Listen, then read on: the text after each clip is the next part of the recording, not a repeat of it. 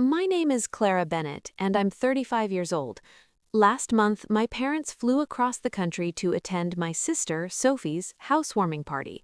It was a 3.5-hour flight, and they stayed for 10 days celebrating her new home. Just 4 weeks later, my father called to tell me they wouldn't be attending my wedding because the 30-minute drive from their house to the chapel was too hard on my mother's back. Hearing that felt unreal. They could sit on a plane for hours to celebrate Sophie, but they couldn't sit in a car for half an hour to watch me get married? On my wedding day, 2 seats in the front row remained empty. Everyone noticed them. My husband Daniel's father stepped in and walked me down the aisle, and while the ceremony was beautiful, the absence of my parents felt painfully visible. I tried to focus on the love around me that day, but the empty chairs reminded me of something that had been true my entire life. When it came to my family, Sophie always came first. The favoritism started long before adulthood. I remember being 5 years old when Sophie was born and watching the way my mother looked at her with pure admiration. I kept thinking that if I behaved perfectly, maybe she would look at me the same way someday. But that moment never came. When I was 6, I asked Santa for a dollhouse. On Christmas morning, the dollhouse was under the tree, but my mother placed it in Sophie's nursery instead. She told me I was a big girl who could understand that Santa had a budget. I received a cheap coloring book, while my baby sister, who couldn't even walk yet, got the toy I had dreamed about. As we grew older, the pattern became impossible to ignore. Sophie attended a private school that cost thousands of dollars every year, while I went to the local public high school. My mother told me Sophie needed the smaller classes because she was sensitive. I was told I was smart enough to succeed anywhere. So I worked hard. I held a part-time job throughout high school and saved money for college while Sophie was driven to school in a car my parents bought her.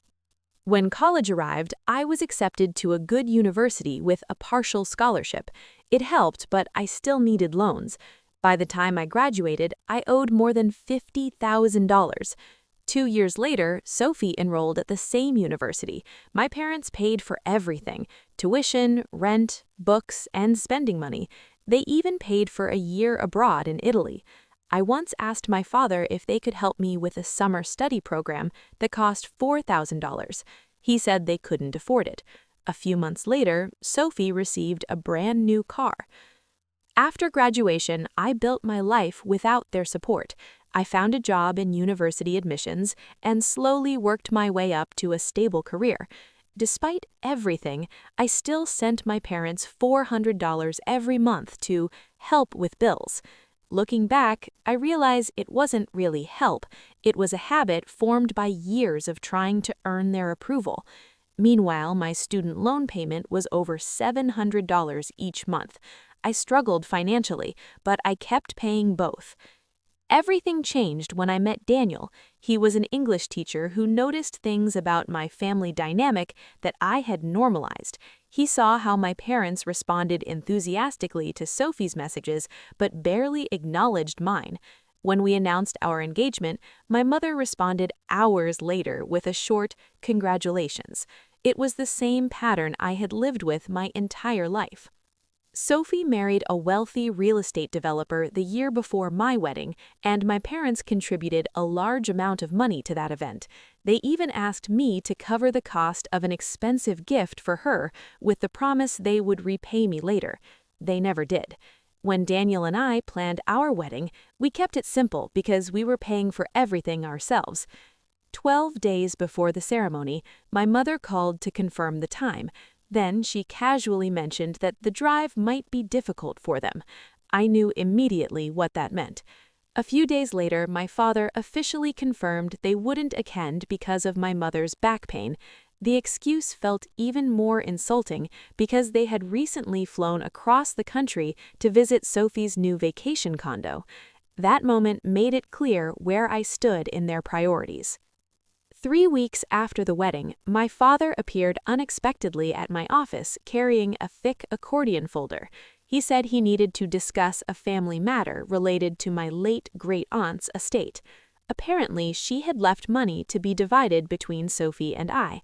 However, during the estate process, an attorney discovered another document, a trust established by my grandmother decades earlier for my education. The amount listed on the paperwork was $150,000. I was stunned because I had never heard about this trust before. As I flipped through the bank statements, the truth became painfully clear. The withdrawals from the trust matched the timeline of Sophie's private school tuition, her college expenses, and even her study abroad program. Every dollar my grandmother had set aside for my education had been spent on my sister instead. When I confronted my father, he claimed they had simply made family decisions.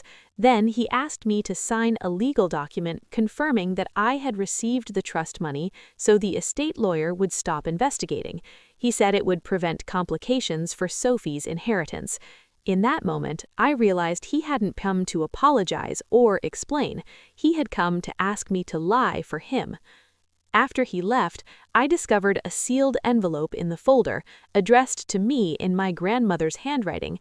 Inside was a letter she had written years earlier, explaining that she created the trust specifically to protect my future.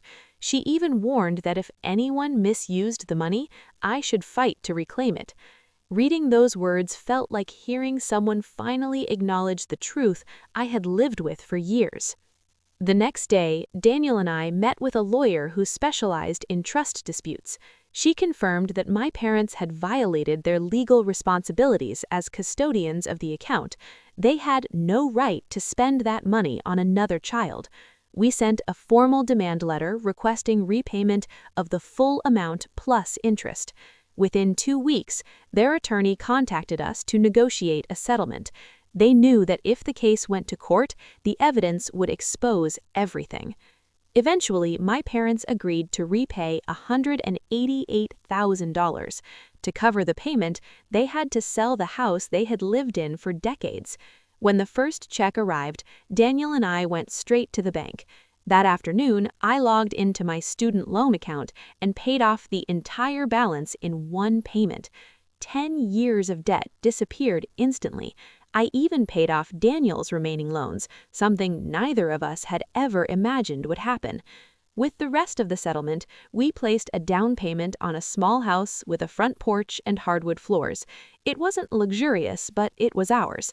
I also created a scholarship fund in my grandmother's name to help students who don't receive support from their families pursue college. It felt like honoring the intention she had for that money all along. I haven't spoken to my parents or Sophie since the settlement. Sometimes the silence still hurts, not because I miss them, but because I grieve the family I wish I had. Yet I no longer feel invisible. I built a life with people who show up, who care, and who choose to stand beside me. My grandmother tried to give me a future, and although it was taken away from me once, I eventually found the strength to reclaim it.